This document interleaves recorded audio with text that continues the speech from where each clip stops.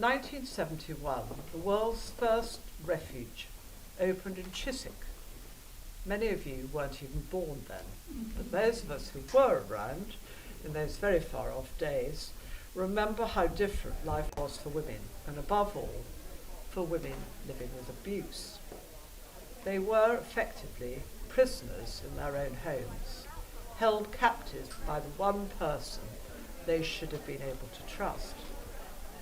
50 years ago, there was almost no support available, no helplines, no counselling, nowhere to go, no specialist laws, and perhaps most painfully, very little public understanding of the issue.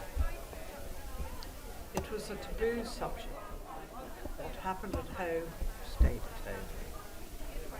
But suddenly, with the creation of the first refuge, domestic abuse began to come into the national consciousness. People were at last hearing the message that it was wrong to use violence against your partner, and that if the victim chose to leave, she would be helped every step of the way. Slowly but surely, refuges were established all over the country, usually by small groups of women working on a shoestring to allow others to escape the terror of an abusive relationship. The refuge in Chiswick was followed by the first in Edinburgh in 1973, and in 1974 over 40 refuges opened across the UK. Battling through financial struggles, the lack of understanding, and the challenges of communal living, these women were making history and saving lives. Although society's attitudes towards crime, the perpetrators and the victims have changed enormously over the last 50 years, your work, sadly, is as necessary as ever.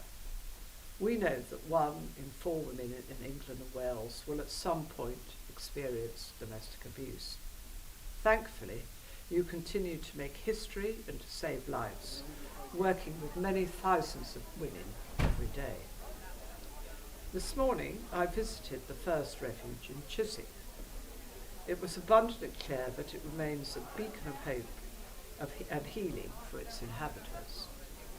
I heard encouraging stories of the immediate practical difference that survivors have seen from the recent changes in the law, and from the determination and bravery of everyone who is fighting to protect those living with abuse. All of you who work in the field of domestic abuse will be the first to say that you look forward to the day when your service is no longer needed. Today, then, we are marking rather than celebrating your 50th anniversary. Let's use it as a milestone to galvanise and inspire us all towards a world where women and children can live in safety, free from fear.